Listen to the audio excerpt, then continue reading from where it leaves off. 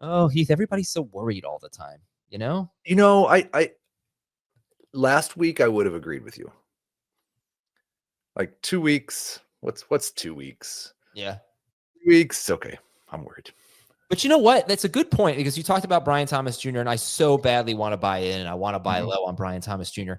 I've been able to find wide receivers who have had 2 bad weeks to start the season. Jamar Chase, each of the last 2 seasons, 23 and 24, had 2 bad weeks to start the season. It's kind of hard to find a guy who finished great and started the season with 3 bad weeks, other than rookies, maybe. That could happen. Maybe Cortland Sutton. But when you talk about guys who are off to slow starts like Drake London and Brian Thomas Jr., 3 weeks is a reason for alarm, especially with Brian Thomas Jr. because he has the wrist injury. But I'm not going to dispute the buy low. I mean, the 28% catch rate certainly is a great case. But anyway, worryometer is Jamie's back. I was a little worried about Jamie there. You okay? 0 to 10 on the worryometer? All right, 0. Worryometer from Good Ecosystem on Twitter. How about, he has 4 names here. We talked about Brian Thomas Jr. So just give me numbers for Lad McConkey, 0 to 10. 2. I think I said 0 last week. I'll go up to 3 now. Chase Brown. 4. 7. Ashton Jeanty. 2. 3. Okay, this one is from J Mo Money. He says, worryometer on Zay Flowers. Did I miss my sell window? 0 on the worryometer, and you probably missed your window to maximize his value, but you can still sell him, and hopefully somebody, again, you could turn Zay Flowers into CD Lamb, and I would do that. Yeah. I would take Zay Flowers for CD Lamb if you just offered that to me. That would be fantastic in the Superflex League, whoever has Zay Flowers. Would be really, really happy with that offer. I was just looking. So last year, Zay Flowers has had some success against the Chiefs.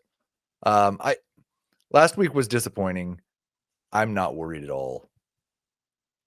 I mean, I'm not worried about Zay Flowers. I went and I watched all of his routes, and Carlton Davis was on him for much of the game. And Carlton Davis, in my opinion, committed up to 5 illegal contact penalties that were not called. I'm dead serious. He was all over him because he couldn't really keep up with him. Zay Flowers is really hard to guard. I mean, remember last year, people might have been worried about him against Denver.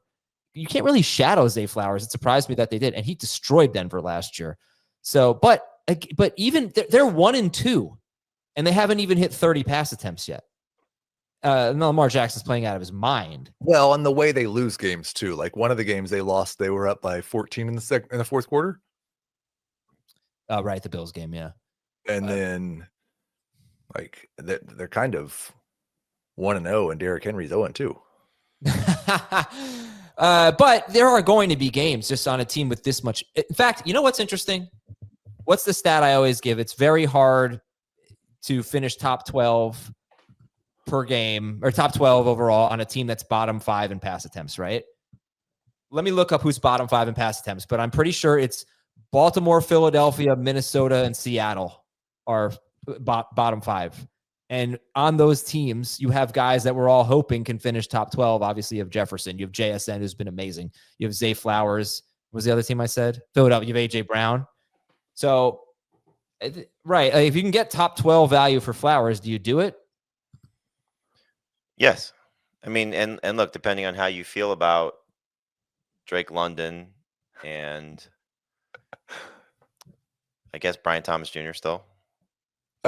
That's the funny thing is, like, I don't know that any position has been weirder than wide receiver the first 3 weeks. Like figuring out what is top 12 value in terms of a wide receiver, assuming you don't think Zay Flowers is. Can I tell you a wide receiver that I think, for me, guy I did not draft at all, I was nervous about him, especially with the Matthew Stafford injury. I think is not just top 12, but I think you could really consider him as a round 1 pick, is Devontae Adams. They throw to 2 guys on that team. It's still the issue of Matthew Stafford's back and if he can hold up. But I don't know How why much were you panicking watching that last week when he got crunched. he was limping around a little bit? Right, you Yeah, have to consider that. But man, Devontae Adams looks damn good right now. he does, but he also has 56 and 51 yards in 2 of his 3 games. I know he's been so close. What was the first game? The first game he got shadowed by Stingley. And True. I think he has 5 targets inside the 5-yard line and 0 catches. There's no way I would take him in the first round. I'm sorry. No, I wouldn't either. That. But like the guys who are right at, I mean, not even talking about Brian Thomas, but Drake London was right at the wide receiver 12 range. T. Higgins was right at the wide receiver 12 range. Lad McConkey was right at the wide receiver 12, like 12, 13, 14. Tyreek Hill was right behind those guys. Like it's hard to make it. What's that? So is JSN. Yeah, JSN's clearly in it. AJ Yeah. Brown has had one good game. He was right around because of the injury, that top 12 range. Figuring out which of those guys you would take over Zay Flowers. Well, this is what you have to do. I mean, you have to, our job is to project that, and you're making trades. You have to buy into, will those guys bounce back to the level of what they either were last year or have the potential to be once again this year? I think an interesting trade would be, would you trade Zay Flowers for Rashee Rice right now if you're not starting Flowers? Yeah, I don't have any teams where I'm not starting Flowers. That would be quite a luxury. I probably would not trade Zay Flowers for Rashee Rice. Would you trade Zay Flowers for Trey Benson? Maybe if I needed the position. Yeah, that's the thing. I mean, I think I'd rather have Flowers than Benson, but Right. I would make the trade if I needed the running back. It's just the position is so thin on the waiver wire. So to answer the question, I think there's no way I'd take T. Higgins over Zay Flowers at this point, right? I mean, that's an easy one. Right. But the other guys are pretty close. I mean, I would obviously take Adams over Flowers, but I'm pretty concerned. Like, I've got Drake London and Brian Thomas Jr. back to back this week. Mm-hmm. The fact, like, I don't know that Michael Penix, he has a 2% touchdown rate so far early in his career, which was something I was pretty concerned about, was him in the red zone. And they're not playing Drake London in the slot as much as they did last year. Kirk. Adam, keep wearing your Star Trek shirt every day until they start Kirk Cousins. All right, let's go to our next worryometer. It's David Granger. He says Bo Nix and Kyler Murray. Bo Nix. I mean, this is a big week for Nix. Huge. Can't do anything against the Bengals, then we really have a problem. He missed a lot of easy throws last week. I shouldn't say easy throws. He missed a lot of wide open players last week. I don't think there's a lot of easy throws in the NFL from my perspective. So, if he hits those touchdowns, one of the two to Marvin Mims, the one to, Cortland Sutton, we may be having a different feeling about him this week. But again, great matchup. Kyler's a different story. I think he's going to struggle against Seattle. He's not connecting with Marvin Harrison. That's clearly what was the part of the appeal, at least, to him, is that connection would be better. And so he was drafted as a low-end starter. You're seeing guys emerge: Daniel Jones, Justin Herbert, Drake May, who was drafted after him, I think. Caleb Williams, obviously. They're guys that are easy replacements for Kyler. I know I have Kyler in one league, and I'm starting Geno Smith over him this week. That just kind of tells you, I think, where he's at. There are 3 quarterbacks so far this season that have a catchable attempt rate of 79 or 80%. They're the bottom 3 quarterbacks in catchable targets: Cam Ward, Bo Nix, Russell Wilson. Right. So I read today that there's an article about Bo Nix on ESPN, I believe. The writer said that teams are taking away the short stuff for Bo Nix. He's still doing it a lot, right? He's still among the leaders in the NFL in pass attempts, third in pass attempts that are behind the line of scrimmage. He's not having quite as much success on those throws this year as he had last year. This year, 3.9 yards per attempt on those throws. Last year, 4.6 yards per attempt. He's still going to do that a ton. But they are trying to take it away, I guess. He's got to hit on these deep balls. You mentioned the missed opportunities, Jamie. I counted, I would say it was about 15 to 16 fantasy points that he could have easily had in deep balls last game, Bo Nix. And they were just missed. So close. He's running about the same. As yards per carry is down, but that could easily come back. He's running a little bit more per game actually than he did last year. 6.3 rush attempts per game compared to 5.4. So I don't know. We're pretty close to him having just one bad game against Tennessee in week 1. It's not pretty with Bo Nix. He's not going to be the most on-time quarterback, I think, but he could make crazy plays. You see the play he made against the Colts? Scrambling, rolling to his left, throwing downfield for like a long play to Troy Franklin. He's very good at improv. Anyway, he was great against the Bengals last year in week 17. He's been great at home. So these are 2 easy landing spots for him to have a bounce back game. And, if you watched the game last week, he was on the sideline saying, I missed on those plays, so he's self-aware. Yeah. All right. Adam, just to your point, his intended air yards per pass attempt is actually down from last year. 7.3 last year, 6.6 this year. Right. He is taking deep shots though. Sometimes but there are so many throws at the line of scrimmage. All right. Anyway, I think we're more worried about Kyler than Nix, right? Yeah. Oh, he's not sure. No, I think I'm equally worried about. I'll put them both at a 5. I think we're more optimistic about Nix this week because he gets the Bengals. If they're both bad this week, I'll be more worried about Nix than Murray. All right. Derek says Chase Brown and Jamar Chase. So we know we're worried about Chase Brown. Are we worried about Jamar Chase? 0 to 10 on the worryometer for Chase, who had 5 catches for 50 yards and a fumble last week. Look, you have to be worried anytime you lose a quarterback. So, that's the starting point. And then you saw the first game and it wasn't good. Fumble wasn't ideal either. This is not going to be an easy week against the Broncos. You're not sitting Jamar Chase, but I don't know where you have him ranked, Heath. He's in the teens for me, just based on everything the totality of it.